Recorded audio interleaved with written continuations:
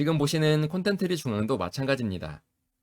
PBR이 1배에도 못 미쳤지만 그 숫자는 주주를 지켜주지 못했습니다.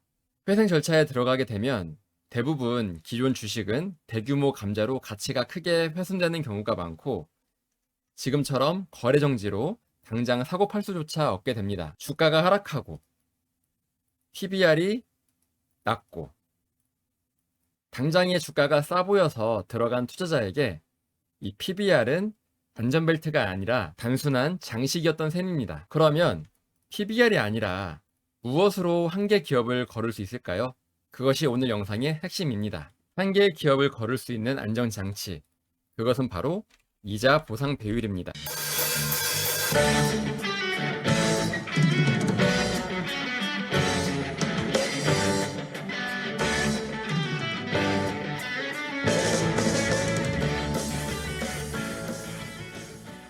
안녕하세요.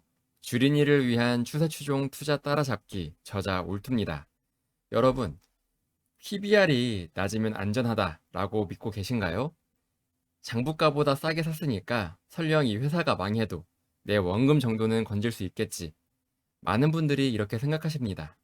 그리고 이 생각이 계좌를 가장 조용하게 무너뜨리는 착각입니다. 불과 며칠 전이었습니다. PBR이 1배에도 못 미치던 코스피 상장사 콘텐츠리 중앙이 있었습니다. 이 기업은 법원에 회생 절차를 신청했고 그날부터 주식 거래가 정지되었습니다. 장부가보다 싸니까 안전하다. 그 논리대로라면 이런 일은 일어나지 말았어야 합니다. 그런데 일어났죠. 오늘은 왜 이 PBR이 안전의 기준이 될 수 없는지, 그리고 추세 추종 투자자라면 무엇을 봐야 하는지 정확하게 짚어드리겠습니다. 먼저 PBR이 뭔지부터 가볍게 정리하고 가겠습니다. PBR은 주가를 주당 순자산, 즉 장부상 회사가 가지고 있는 순자산으로 나눈 값입니다. PBR이 1배 미만이라는 것은 시장에서 매겨진 이 회사의 가격이 장부상 순자산보다도 낮다는 뜻이죠. 그래서 많은 투자자가 이렇게 해석합니다. 장부보다 더 싸게 거래되고 있으니 최악의 경우 회사를 청산해서 자산을 팔아도 내가 투자한 돈은 돌려받을 수 있다. 일종의 안전마진이라 믿는 것입니다. 그런데 여기에 결정적인 함정이 두 가지가 있습니다. 첫 번째는 장부가는 실제로 받을 수 있는 돈이 아닙니다. 장부에 1조 원이라고 적혀있는 자산이 회사가 위기에 몰려 급하게 처분할 때 과연 이 1조 원을 제대로 받을 수 있을까요? 그럴 리 없습니다. 영업권, 무형 자산, 헐값에 넘길 수밖에 없는 설비, 위기 상황에서는 장부가는 그냥 숫자일 뿐 현금화를 하게 되면 그 가치는 훨씬 더 쪼그라듭니다. 두 번째, 이게 핵심인데요. 주주는 가장 마지막 순번이라는 것입니다. 회사가 청산에 들어가면 남은 재산들은 정해진 순서대로 분배가 됩니다. 세금, 임직원 임금, 채권자들이 가장 먼저입니다. 주주는 이 모든 사람들에게 다 갖고 난 다음 가장 마지막에 남는 게 있으면 그때야 몫을 받을 수 있습니다. 그런데 문제는 회사가 청산까지 가는 상황이라면 채권자에게 갚을 돈도 모자라는 경우가 대부분이라는 것입니다. 그러면 후순위인 주주에게는 돌아올 몫이 거의 없습니다. 지금 보시는 콘텐츠리 중앙도 마찬가지입니다. PBR이 1배에도 못 미쳤지만 그 숫자는 주주를 지켜주지 못했습니다. 회생 절차에 들어가게 되면 대부분 기존 주식은 대규모 감자로 가치가 크게 훼손되는 경우가 많고 지금처럼 거래 정지로 당장 사고 팔수조차 없게 됩니다. 주가가 하락하고 PBR이 낮고 당장의 주가가 싸 보여서 들어간 투자자에게 이 PBR은 안전벨트가 아니라 단순한 장식이었던 셈입니다. 그러면 PBR이 아니라 무엇으로 한 개 기업을 거를 수 있을까요? 그것이 오늘 영상의 핵심입니다. 한 개의 기업을 거를 수 있는 안전장치.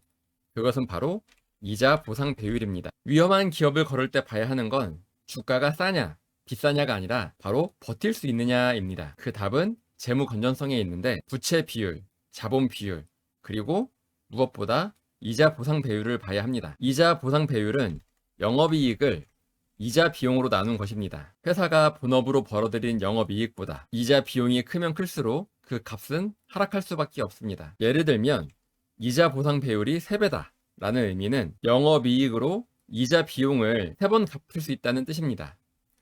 즉 이자 비용을 모두 갚고도 돈이 남는 건강한 상태라고 할 수 있습니다. 그러나 1배다 라는 얘기는 영업이익으로 번 돈이 전부 이자를 갚는데 나간다는 뜻입니다. 한마디로 빠듯한 상황입니다. 그러면 1배 미만이다. 이것은 말씀을 안 드려도 잘 알겠죠? 영업으로 번 돈으로 이자조차 갚지 못한다는 뜻입니다. 즉, 빚으로 빚을 갚아야 합니다. 영업이익으로 이자조차 갚지 못하는 상태. 이게 바로 우리가 말하는 한계 기업입니다. PBR이 아무리 낮아도 이자에 허덕이는 회사는 위험한 회사라고 할 수 있습니다. 그러면 콘텐트리 중앙의 실제 모습을 살펴보겠습니다. 콘텐트리 중앙의 재물을 살펴보겠습니다. PBR은 0.66배에 불과하지만 현재 매출액이 계속 감소하는 모습 보여주고 있습니다.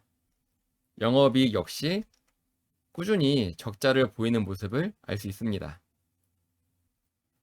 제일 중요한 이자 보상 비율을 살펴보겠습니다. 재무 비율을 클릭하면 알 수 있는데요. 여기에 보시면 이자 보상 비율이라고 있습니다. 콘텐트리 중앙의 부채 비율은 298배, 363배, 384배, 317배, 최근 분기는 1020배에 해당합니다. 부채가 어마어마하게 높다는 뜻이거든요. 일반적으로 부채가 300배 넘는 기업들은 위험합니다. 그러나 부채가 많아도 영업이익으로 잘 갚으면 괜찮은데 이 회사 같은 경우는 이자 보상 배율 보시면 NA, 0.09배 다시 NA로 표기되고 있습니다. NA는 측정 불가란 뜻입니다. 마이너스란 뜻이에요. 당장 분자에 해당하는 영업이익이 마이너스가 나오니까 당연히 이자도 갚을 수가 없는 것이고 그래서 이렇게 NA로 표기가 되는 것입니다. 25년에 약간의 영업이익이 플러스였지만 그에 비해 나가야 하는 이자는 훨씬 더 많았기 때문에 고작 이자 보상 비율은 0.09배밖에 안 됩니다. 따라서 PBR이 1배 미치다 라는 숫자는 싸 보이고 안전하다 라는 착시만 줬을 뿐입니다. 진짜 위험은 바로 이자 보상 배율에서 드러납니다. 이 지표는 회사가 이자에 허덕이고 있다 라고 비명을 지르고 있습니다. PBR이 낮다고 해서 절대로 안전하다고 여기면 안 됩니다.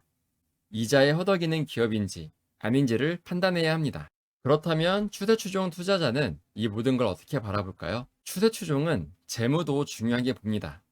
하지만 더 본질적으로는 바로 추세, 시장의 심리가 만들어내는 방향을 살펴봅니다. 생각해보세요. 한 종목이 오랫동안 하락 추세에 있습니다. 이 말은 이 회사의 주식을 팔려는 매도 심리가 지배적이란 뜻입니다. 이 안에서는 이미 이 기업이 적자 기업이라는 것, 한계 기업이라는 것을 알고 빠르게 빠져나가는 사람들이 대부분입니다.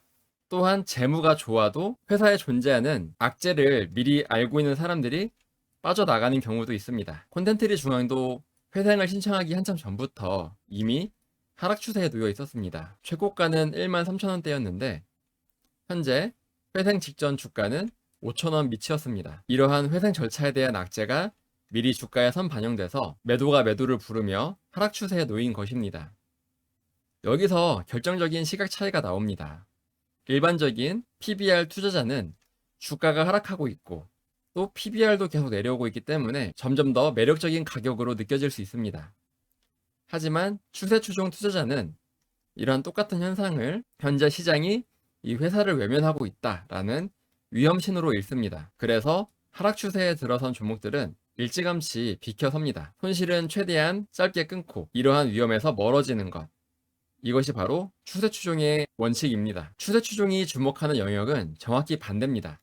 약하게 무너지는 종목이 아니라 강하게 상승하며 지수를 압도하는 종목입니다. 현재 우리나라 증시에서 가장 강한 종목 중에 하나를 고르라고 하면 바로 SK스퀘어가 있습니다. 현재 SK스퀘어는 우리나라 시가총액 3위에까지 오를 정도로 주가가 어마어마하게 올랐는데 작년 9월에 14만원 정도였던 주가가 현재 167만 5천원까지 오른 상태입니다. 여기서 중요한 것이 바로 RS, 상대 강도입니다. 시장보다 얼마나 강하게 움직이는 종목이냐, 이것이 핵심입니다. 보시면 SK스퀘어는 지수가 오를 때 아주 강하게 상승하는 모습을 보여줬고요.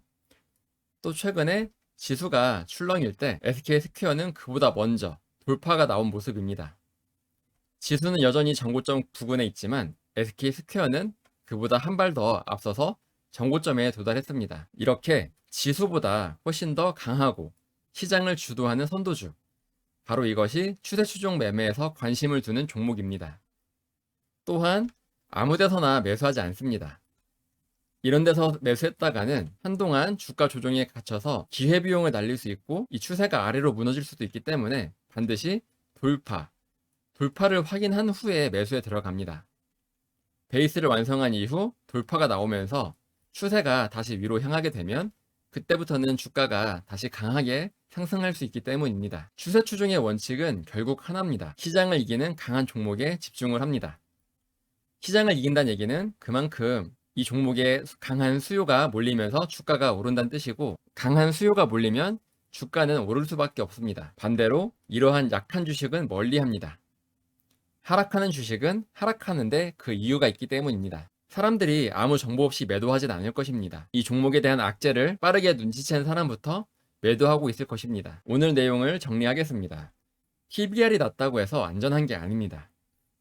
콘텐트리 중앙처럼 PBR이 1배 미치어도 회생 절차에 들어가면 후순위인 주주에게 돌아올 몫은 거의 없습니다. 한 개 기업을 거르는 진짜 기준은 PBR이 아니라 바로 재무 건전성, 부채 비율, 자본 비율, 그리고 특히 이자 보상 배율입니다. 이 회사가 영업을 통해서 이자를 감당할 수 있는지를 꼭 보셔야 합니다. 그리고 셋째, 추세 추종은 하락 추세는 위험신호로 읽고 이러한 주식을 멀리합니다. 또한 상대 강도가 강한 주도주의 흐름에 집중을 합니다. 숫자가 싸 보인다고 안심하지 말고 추세가 무엇을 말하고 있는지를 읽으시길 바랍니다.